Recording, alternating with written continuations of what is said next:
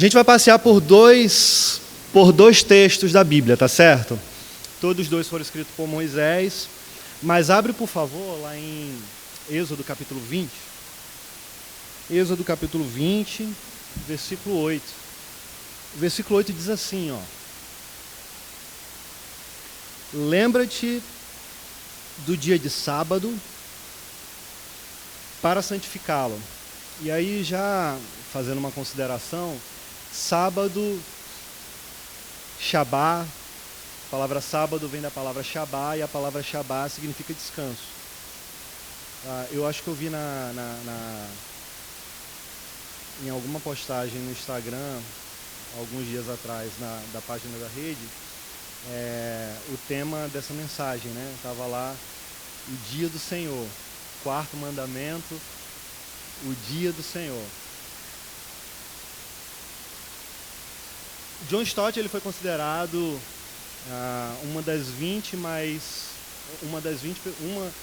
um entre os mais 20 influentes no último século, na virada do século, né? E aí fizeram uma pergunta para ele bem interessante: qual é o seu segredo?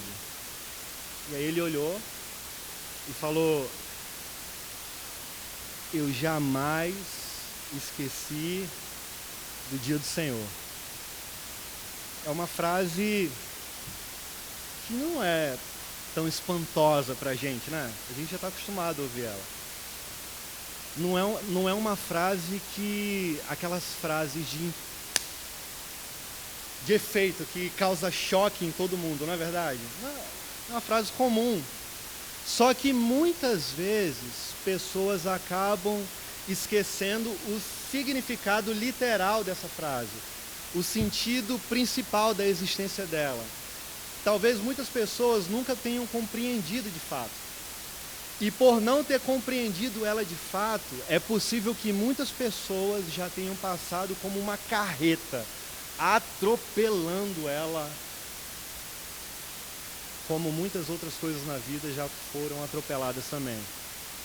Justamente porque as pessoas, às vezes, na ânsia de buscar a razão da existência, procuram felicidade, constroem sonhos, desenvolvem projetos, vão atrás do que não existem, procuram a razão da existência onde não existem, e por isso atropelam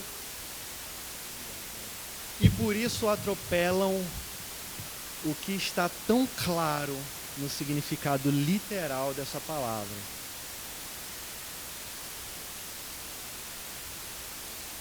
O que a gente está falando aqui? O que é o dia do Senhor? Para não ficar nas minhas palavras, eu vou citar de forma muito objetiva o que a confissão de fé ela fala. A confissão de fé de Westminster, no capítulo 20, no parágrafo 7, pega de forma muito apropriada porções da Bíblia e sistematizou a compreensão do dia do Senhor para que a gente pudesse entender de forma mais clara. E a confissão diz que o dia do Senhor é o dia que Deus separou, um dia que Deus separou na semana, para ser o sábado, o Shabá, o descanso. E Ele mesmo santificou esse dia, certo? E aí, desde o princípio do mundo, desde que o mundo é mundo, o dia do Senhor, o dia do descanso, o Shabá, era o sábado, e as pessoas paravam nesse dia, com um propósito específico. Quando Cristo morre e ressuscita, os cristãos do primeiro século passam agora a não mais ter o sábado como referencial, mas sim o domingo, porque Cristo ressuscitou no domingo e o significado, o eixo que direciona todas as Escrituras, o que faz com que as Escrituras apontem para uma direção específica chamada Cristo, se cumpre na sua ressurreição. E agora os cristãos não têm mais o sábado como o dia do descanso, o dia do Senhor, e passa a ter o domingo. A gente vê várias passagens nas Escrituras que mencionam isso. de forma muito interessante. Eu vou citar só algumas de maneira muito rápida. Em Troade, Atos, ele está com os irmãos ali no capítulo 20 de Atos, versículo 7. Ele se reúne com a igreja ali em Troade e eles adoram o Senhor no primeiro dia da semana. E aí a gente vê também Paulo lá em 1 Coríntios, capítulo 16, versículos 1 e 2, ele junto com os coríntios adorando ao Senhor no primeiro dia da semana, reunidos. E aí a gente vê João também lá no livro de Apocalipse, quando ele se refere no capítulo 1, versículo 10, ao dia do Senhor, ele se refere como o primeiro dia da semana. Percebem aqui diferença após a ressurreição de Cristo? Pois bem, embora o dia tenha mudado, o privilégio e o propósito de guardar o sábado, o Shabá, o descanso, ter esse dia do Senhor permanece. Então, qual é o valor que nós devemos dar ao dia do Senhor? Como é que a gente pode desfrutar desse dia com mais alegria, com mais satisfação, com prazer, com vontade? A gente vai passear por duas porções, como eu falei, né? A gente vai olhar agora, abre lá em Gênesis, capítulo 2. Bora voltar no tempo e ir lá para o início de todas as coisas. O autor é o mesmo, Moisés. Vamos dar uma olhada no que Moisés escreve para nós à luz da revelação do Senhor, lá no início de todas as coisas. Capítulo 2, são os 3 primeiros versículos, tá? Aqui a gente vai observar a intenção original do dia do Senhor. Esse capítulo 2 aqui, Moisés, ele vai falar 3 coisas importantíssimas. Ele vai falar sobre a questão do trabalho, ele desenvolve isso no capítulo falando com muita importância. Ele vai dar introduções iniciais sobre o casamento e, de forma muito exclusiva, ele vai falar sobre o sábado, o descanso. Então a gente vai focar nisso. Olha só. Primeira pergunta, como é que Deus ele estabeleceu o sábado? Como que ele estabeleceu? A resposta é através do seu próprio exemplo. E como é que foi o exemplo? Vamos dar uma olhada? Versículo 1. Assim foram concluídos os céus e a terra, e tudo que neles há. No 7º dia, Deus já havia concluído a obra que realizara, e nesse dia descansou. O que significa esse descansar aqui? A gente precisa entender que Moisés ele está falando especificamente da obra da criação, certo? Capítulo 1, Deus criou todas as coisas em 6 dias.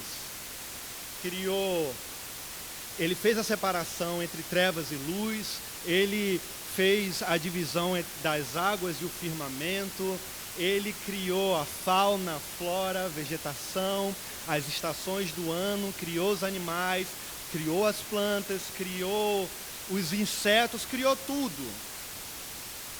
Toda a existência passou a vir, o ecossistema formado, e aí, no 7º dia, ele descansou. Tudo isso daqui foi obra dos 6 primeiros dias. É importante a gente observar que, em momento algum, Deus deixou de trabalhar. Tem muita gente que pensa isso, quando fala que Deus descansou no 7º dia. Não! Deus não deixou de trabalhar. Primeira afirmação que eu quero deixar aqui clara para a gente.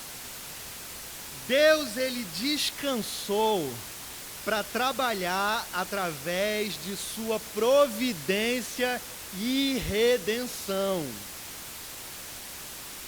Deus, ele descansou para contemplar a obra da sua criação. A gente, quando faz alguma coisa legal, a gente não para assim e fala, caramba, ficou legal. Nós, meros mortais, pecadores, falhos, a obra da criação, quando ele termina, ele contempla. E aí a gente vê que o Senhor descansou para dar ao homem, isso que é fantástico, uma foto, gente, do descanso eterno que nós desfrutaremos com Ele. É um pequeno retrato do que nós vamos desfrutar na presença dEle, descansando nele para sempre. E aí, depois de Deus mostrar Ele mesmo como exemplo, tá certo? Ele agora formalmente consagra o sétimo dia. Vamos lá, versículo 3. Abençoou Deus o sétimo dia e o santificou, porque nele descansou de toda a obra que realizara na criação. Todos os dias são do Senhor, mas ele resolveu abençoar um dia com o propósito de adoração, com o propósito da adoração, com o propósito para a adoração. Esse dia, desde o começo, gente, desde o início de todas as coisas, ele existiu para cumprir um propósito santo. E qual é o propósito? O propósito desse dia é justamente favorecer o nosso encontro com Deus. Deus, ele descansou das obras da criação que foram feitas lá no capítulo 1. Fez tudo no capítulo 1. E agora ele está indo para se encontrar com o homem no capítulo 2. Olha que fantástico isso. Após criar todas as coisas, ele agora se prepara para ter um encontro com o homem. Essa era a intenção original do Senhor, se relacionar com a gente, se relacionar com os seres humanos. E aí, algumas perguntinhas rápidas para a gente fazer uma aplicação e depois ir lá para Êxodo. Se é para se relacionar com os seres humanos, no dia do Senhor, como é que está o nosso dia do Senhor? Como é que está o nosso dia? A gente valoriza esse encontro, a gente já entendeu isso aqui que é o domingo, né? A gente valoriza esse encontro, a gente vive para o encontro com Deus no domingo. Só que eu estou falando e estou sendo confrontado ao mesmo tempo, porque tem dia que eu vou dormir de madrugada no sábado. E de manhã estou na igreja. Antes eu estava nos 3 cultos, agora eu só estou em 2, né? Diminuiu. A gente se prepara para o dia do Senhor. Vamos falar um pouco agora dessa questão da adoração pública, tá? Estou dentro do balaio também, estou fora não. Isso aqui é nós, estou dentro. A gente precisa organizar o nosso tempo. A gente precisa se preparar para o culto. A gente precisa se esforçar para terminar todos os nossos trabalhos, todos os nossos estudos, todas as nossas atividades até o sábado. Para não chegar no domingo feito um trator, atropelando tudo, porque está sobrecarregado e tem um monte de coisa que já está emendando para outra semana, porque era para ter sido resolvido na semana anterior. E aí a gente passa assim, ó, bum, no domingo, quando na verdade a gente precisaria estar com a mente aberta, leve, tranquila, porque esse dia foi separado para Ele. E aí, quando a gente planeja tudo fica melhor, né? Quando a gente se organiza, a gente não se atrasa para o culto, a gente não vai ter problema com roupa, com gasolina que tem que botar no dia do culto, na hora do culto, lembrou que tem que abastecer, ou com comida, ou seja lá com qualquer outra coisa pequena, carrapatos pequenos que muitas vezes, carrapatos não, né? Ficou feio. Coisinhas pequenas que a gente pensa que não tem problema nenhum, mas depois acaba atrapalhando de forma grande. Como tem pessoas que acabam às vezes até dormindo no culto. O culto está acontecendo, a pessoa está aqui, mas a mente está lá fora com mil e uma coisas estão rondando aqui. E às vezes tem gente que acaba até dormindo no culto também. Por quê? Por falta de preparo, por falta de preparação para esse dia. E o que a gente pode fazer então? Sugestões práticas. A gente pode se preparar para o culto que vamos prestar ao Senhor, e a gente deve fazer isso. Como? Já acorda no domingo, orando ao Senhor. Deus, me prepara para esse culto, me prepara para esse dia. Já começa agradecendo a Deus, já levanta, orando ao Senhor, agradecendo pelo ar que Ele está dando, pelo oxigênio que a gente está respirando, porque tem gente que está pagando uma fortuna no hospital, por exemplo, por um cilindro que é caro pra caramba, porque não consegue respirar naturalmente. Dando graças a Deus pelo que Ele já tem dado para nós diariamente, quando muitas vezes a gente não valoriza o que Ele já tem feito. Orar pelo culto, Senhor, prepara meu coração, fala comigo nesse culto, me confronta. Se existem áreas dentro do meu coração, áreas dentro de mim que precisam de um cuidado especial, por favor, revela, se preparar. E aí é interessante esse lance de se preparar, porque vocês vão entender agora, meu irmão. O jantar romântico, o encontro romântico, todo mundo sabe como é que funciona. Neguinho se prepara de um jeito.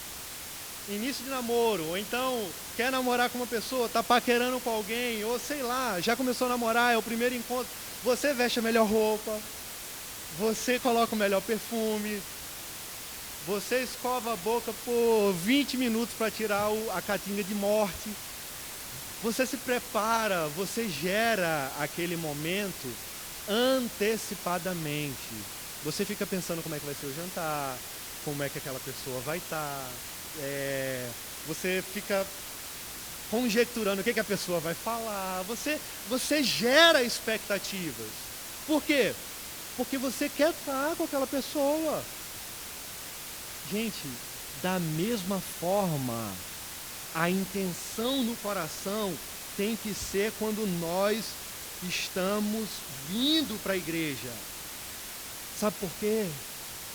Porque a igreja, ela também na Bíblia, teologicamente, ela é revelada como a noiva de Cristo. E quando a noiva vai ao encontro do noivo, o noivo já está no local aguardando por ela ansiosamente, e nós precisamos nos preparar também, com a motivação no coração em querer vê-lo, com a motivação no coração em querer estar com ele, e adorá-lo na sua presença, desejando mais e mais estar com ele. A gente precisa fazer isso, porque esse dia não é nosso, é dele e para ele. Entendem?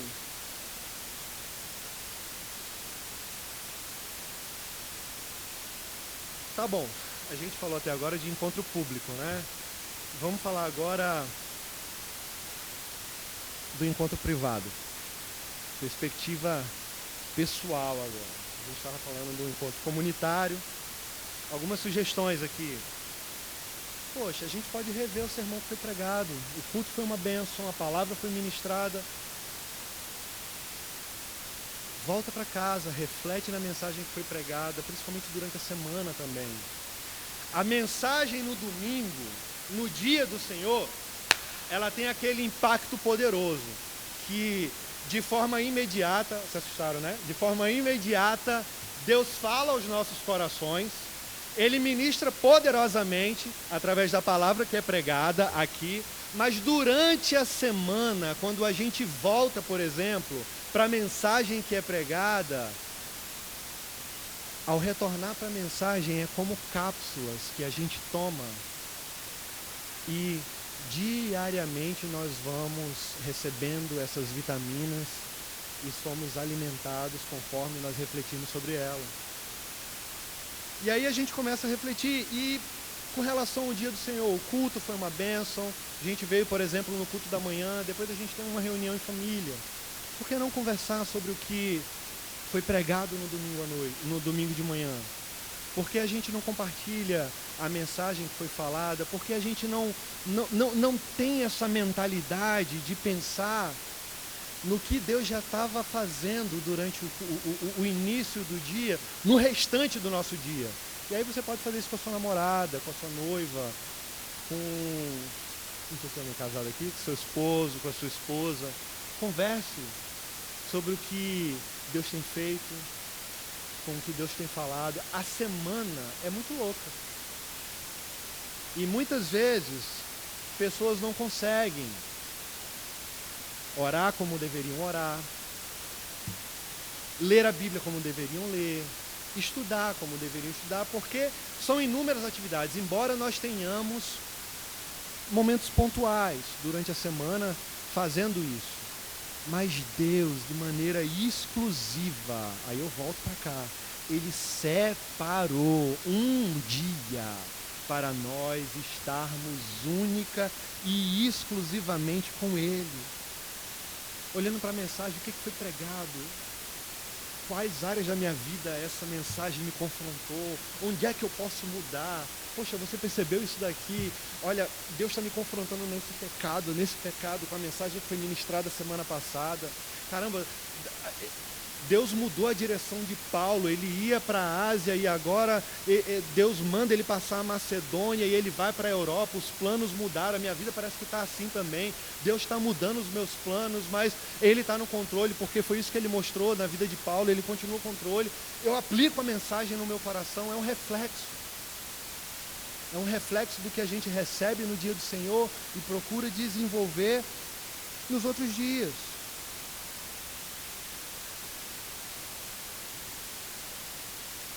E aí, falando numa perspectiva pessoal, vocês lembram o que Jesus falou? Mateus, capítulo 6. Ele disse assim, quando você orar, olha só, vá para o seu quarto, que está em secreto, ninguém está vendo, feche a porta e ore ao seu Pai, que está em secreto. Então o seu Pai, que lhe vê em secreto, o recompensará. Em outras palavras, o que Jesus está dizendo aqui? Separe tempo para estar a sós com Deus, na certeza de que Ele vai estar à sua espera. Eu falei na primeira aplicação, numa perspectiva comunitária, quando a noiva se encontra com o noivo e o noivo já está aguardando pela noiva. Quando Jesus ele morre e ressuscita, ele também olha para os discípulos e ele fala assim, eu estarei com vocês todos os dias, até o fim dos tempos, nas perspectivas secretas. Ele está a todos os momentos querendo se relacionar com a gente. É o dia do Senhor que ecoa saindo das quatro paredes e andando com a gente por todos os outros dias da semana. Olha só a reverberação dessa implicação poderosa. Não é fantástico isso? Essa daqui então é a intenção original do dia do Senhor.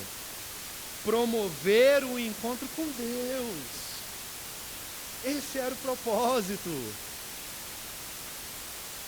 O que a gente pode aprender então de mais maravilhoso quanto ao dia do Senhor? Vamos lá para Êxodo agora.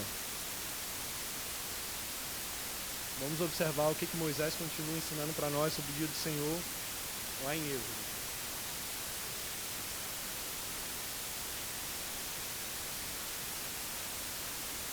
Aqui no quarto mandamento, a gente vai passear agora, né? Versículos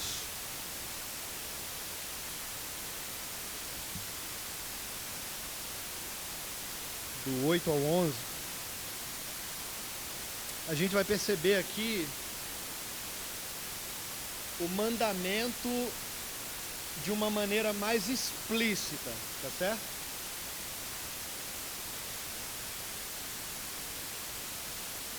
O quarto mandamento nos apresenta aqui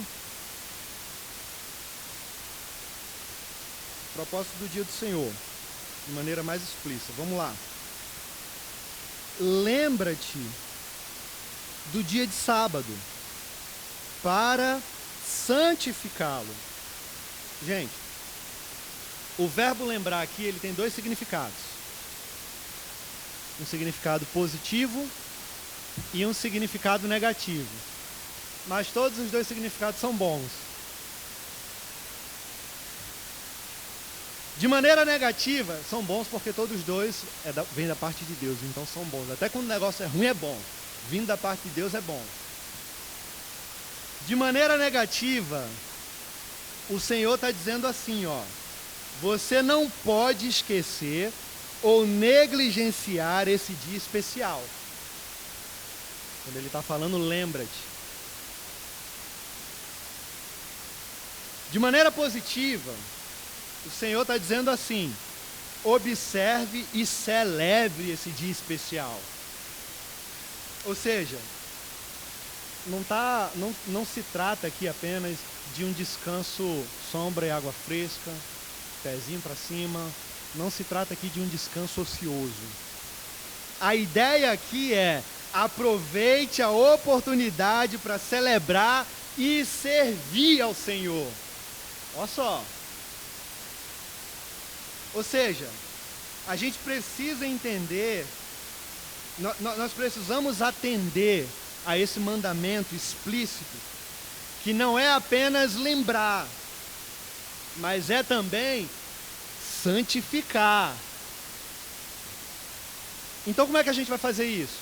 Vamos continuar os versículos 9 e 10 agora, olha só. Como é que a gente faz isso? Trabalharás 6 dias, e neles farás todos os teus trabalhos. Mas o 7º dia é o sábado, dedicado ao Senhor teu Deus. Nesse dia, não farás trabalho algum, nem tu, nem teus filhos ou filhas, nem teus servos ou servas, nem animais, nem os estrangeiros que morreram em tuas cidades. Galera, a gente está falando aqui de férias para a alma. Como assim, Ed? O que você está querendo falar com isso?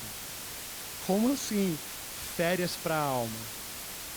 Não se concentra aqui, ó, se você olhar para os versículos, não se concentre aqui apenas nas proibições que os versículos aqui estão falando. A gente precisa observar muito mais o privilégio que estão nesses 2 versículos. E o que é? Deus nos deu o quê? 6 dias para trabalhar, para estudar, para fazer tudo, né? Para fazer tudo, 6 dias. E Ele nos deu também, olha só que fantástico, um presente semanal. É esse aqui o ponto. É um dia de férias para a alma todas as semanas. Com outras palavras, é isso aqui. E por que a gente deve cumprir esse mandamento, então? Versículo 11. Olha só como é que Moisés responde no verso 11. Pois em 6 dias o Senhor fez os céus e a terra, o mar e tudo que neles existe. Mas no 7º dia descansou. Ele está repetindo o que ele escreveu em Gênesis, percebe? Portanto, o Senhor abençoou o 7º dia e o santificou. O escritor bíblico aqui, ele só está mencionando o que a gente já sabe, o que a gente já viu aqui em Gênesis. Foi o Senhor Deus que estabeleceu, foi o Senhor Deus que santificou esse dia especial através do seu próprio exemplo e o instituiu lá no início de todas as coisas. Tá bom, Ed, então como é que isso funciona na prática, né? Vamos para os pormenores, que é melhor. Como é que isso aqui funciona na prática? Como é que santificamos esse dia semanalmente? A verdade é que, além da adoração mencionada na divisão anterior que a gente estudou, aqui a gente observa que nós precisamos descansar. E aí, por um lado, eu estou pensando aqui num descanso espiritual. É um descanso espiritual isso aqui. Eu preciso interromper o meu trabalho. Eu preciso interromper os meus estudos. Eu preciso parar tudo para poder me encontrar com o Senhor. Com outras palavras, eu preciso parar o meu trabalho para poder me deleitar no trabalho de Cristo.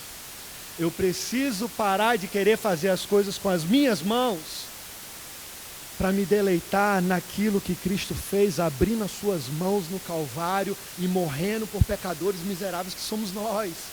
Se deleitar na presença dele, porque nós ganhamos de bônus semanalmente um dia exclusivo para estar com ele.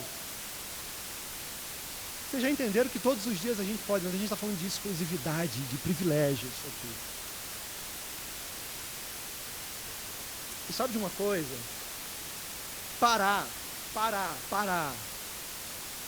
É uma maneira de lembrar que a gente não pode ganhar o favor de Deus pelo que a gente faz.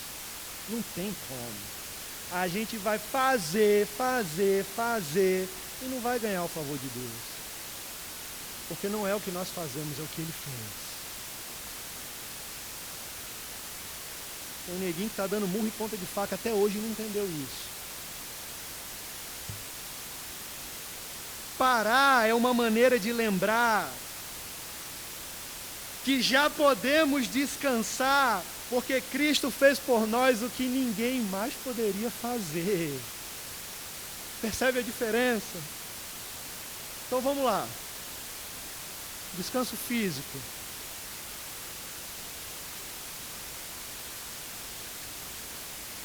Eu não estou me referindo aqui, como eu já disse antes, a um descanso ocioso, que é para botar o pezinho para cima e relaxar na sombra, curtindo uma água fresca e bebendo uma aguinha de coco. Não tem nada a ver. É muito mais do que isso. É muito mais do que essa perspectiva de descanso corporal. É muito maior. O que eu quero falar com vocês agora é da confiança que nós precisamos ter em Deus. Como assim, Ed? Essa confiança aqui, ela permite a gente descansar do trabalho e do estudo aos domingos, porque a gente está entendendo que não são as nossas forças que resolverão os problemas da nossa vida. Na verdade, quando a gente para aos domingos, a gente tem mais felicidade. Quando a gente para aos domingos, a gente tem uma realização muito maior, porque nós estamos nos ocupando com algo que não é semanalmente melhor. A gente está se ocupando com algo que é eternamente melhor. Percebe a dimensão que isso nos leva e nos atrai? Enquanto buscamos a Deus pelo que Ele é e não pelo que Ele pode fazer, nós estaremos sob os cuidados de Cristo e sob a sua justiça, porque a sua palavra diz que quando nós buscamos a Ele acima de todas as outras as coisas, as demais serão acrescentadas no tempo dEle, de acordo com a sua vontade. Eu não vou ficar mais pobre, deixando de fazer as coisas que no domingo. Tem neguinho que tá, não para, meu amigo, não para. Domingo tá trocando o pé pelas mãos, as mãos pelos pés. Ainda não entendeu isso. O noivo está aguardando e o camarada está solteiro, a moça está solteira, não entendeu ainda. O noivo está reclamando porque está solteiro e o noivo está aguardando. O dia do Senhor nos ensina a servir também.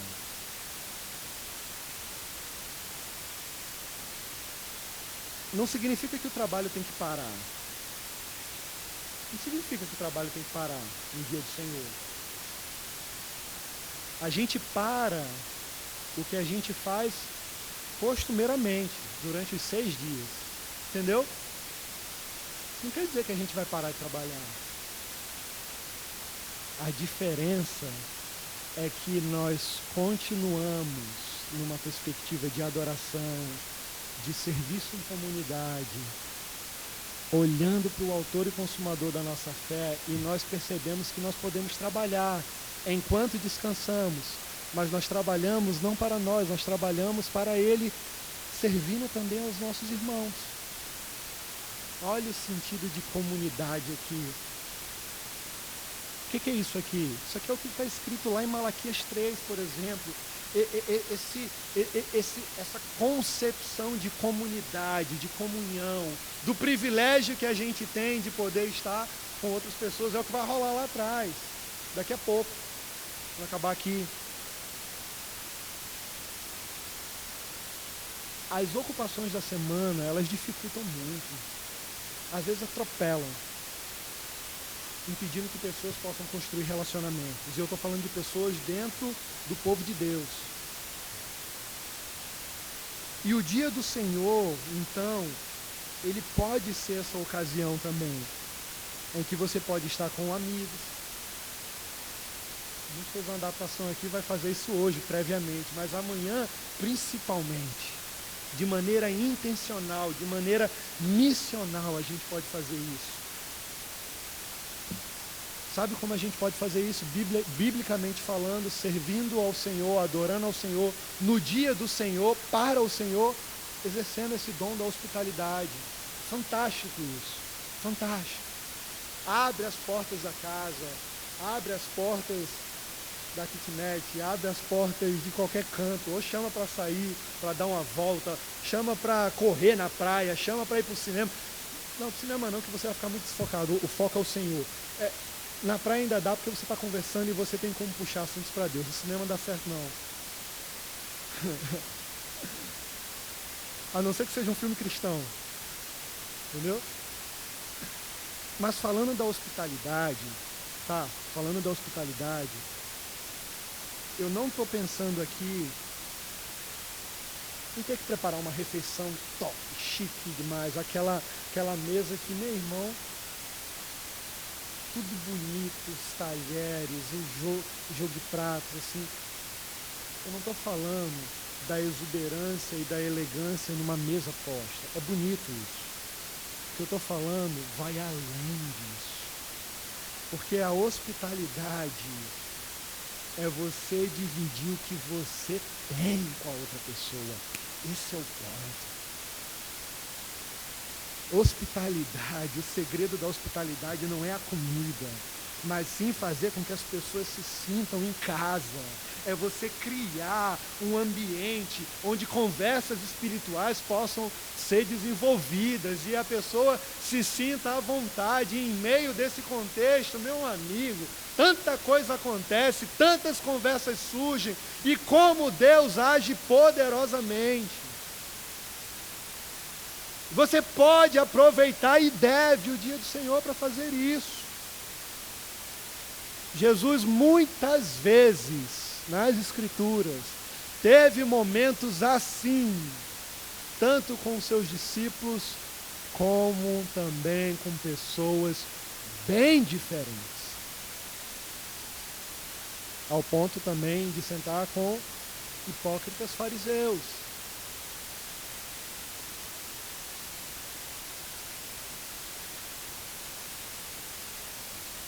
Jesus.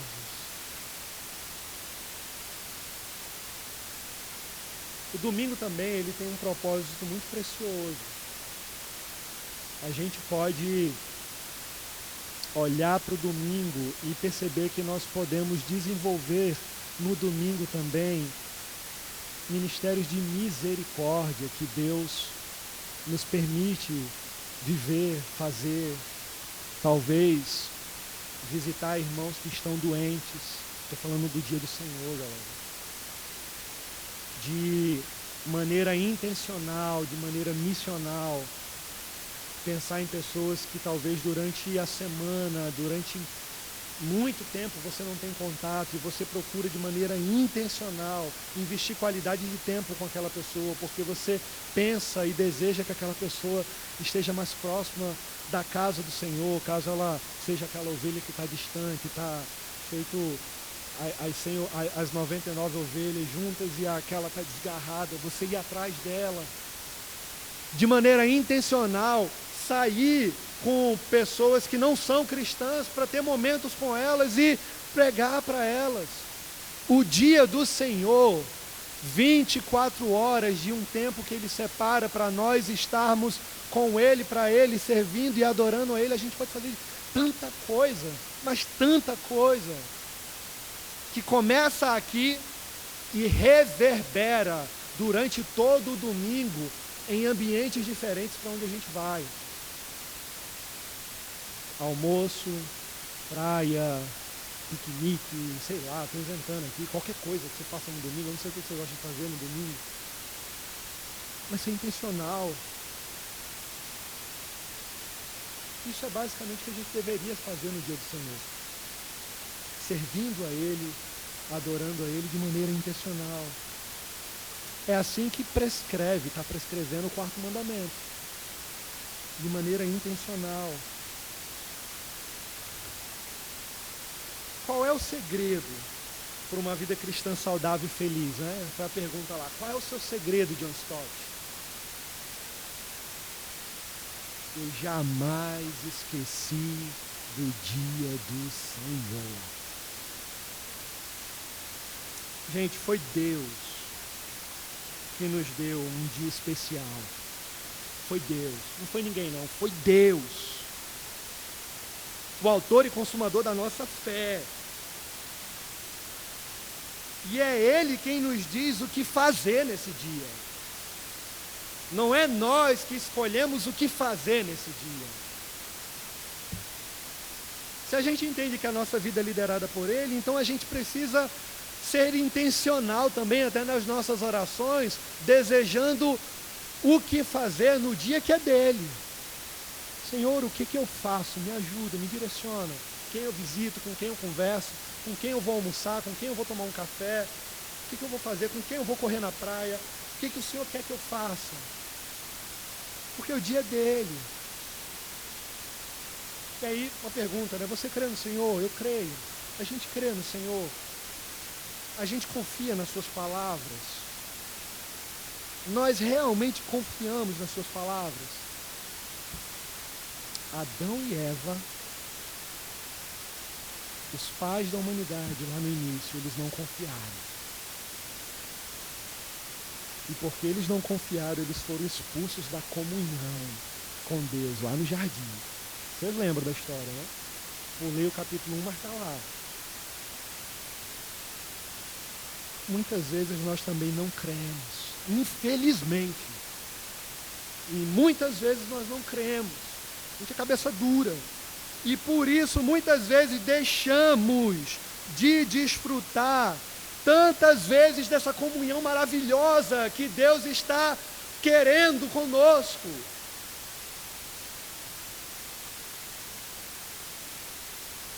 Lembra do que Jesus falou lá na cruz? Já está agonizando, o processo de martírio já está chegando no fim, já está próximo dos 45 minutos. E ele, orando em Mateus 27, versículo 46, ele fala: Deus meu, por que tu me abandonaste? Vocês lembram? Por que tu me abandonaste, Senhor? Jesus aqui, ele estava falando sobre como conquistaria a nossa comunhão de volta. Enquanto ele está falando, Deus meu, por que tu me abandonaste? As entrelinhas são essas. Para que os pecadores, a gente, pudesse desfrutar da comunhão com Deus outra vez. Jesus Cristo momentaneamente foi afastado dessa comunhão, para que eu e você pudéssemos ter essa comunhão com Ele novamente o nosso Pai que está nos céus. E é por isso que ele grita: Deus meu, por que me abandonaste?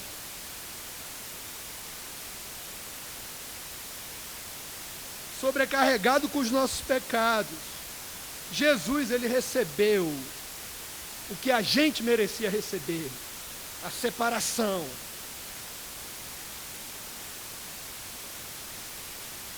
Mas porque foi ele o substitutivo, ele agora está dando para nós o que a gente nunca poderia conquistar.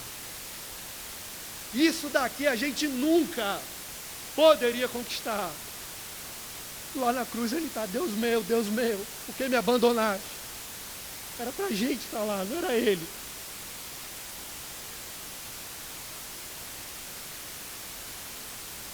E o que a gente nunca ia poder conquistar? Comunhão com Deus. Comunhão com Deus. Relacionamento com Deus. A gente precisa aproveitar. A gente precisa aproveitar que foi dado de graça para a gente. Um preço muito alto foi pago. E eu acho que por vezes a gente não consegue dimensionar isso.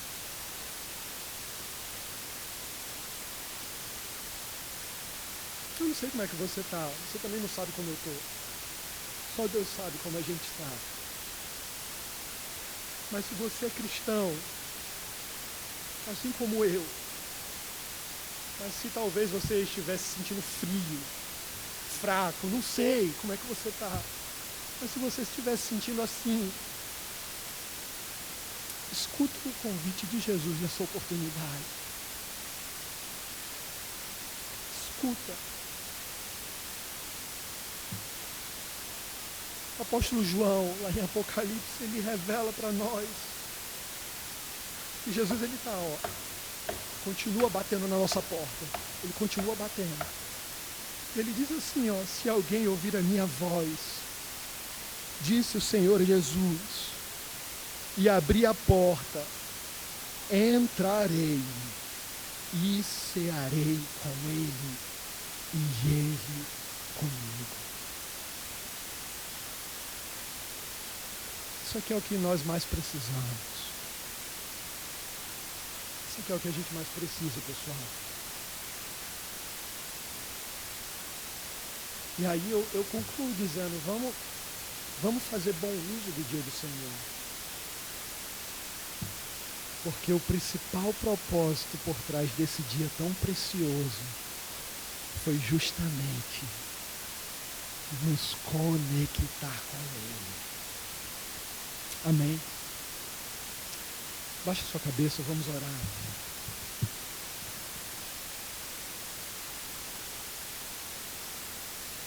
Pai, aplica, Senhor, essa palavra nos nossos corações.